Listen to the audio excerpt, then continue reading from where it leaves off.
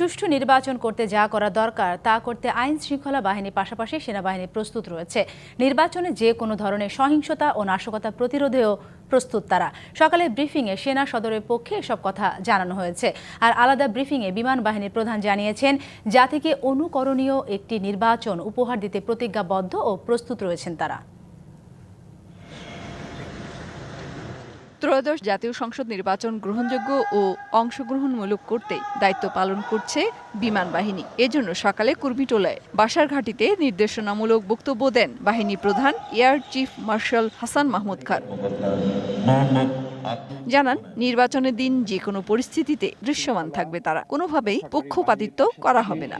বিমান বাহিনী 12 ফেব্রুয়ারি অনুষ্ঠিতব্য জাতীয় সংসদ নির্বাচনকে নিরবিচ্ছিন্ন, বিশ্বাসযোগ্য ও অংশগ্রহণমূলক করার লক্ষ্যে সকল দায়িত্ব পালনে সম্পূর্ণরূপে প্রস্তুত, যতটুকু ক্ষমতা আছে সেই ক্ষমতার ব্যবহার করে। অন্যদিকে গুলিস্তানে সেনাবাহিনী প্রধানের দেয়া ইন-এইড টু সিভিল পাওয়ারের আওতায় বাহিনীর কার্যক্রম পরিদর্শন ও নির্বাচন নিয়ে সভা অনুষ্ঠিত হয়। সভা শেষে প্রেস ব্রিফিং করে সেনাবাহিনী।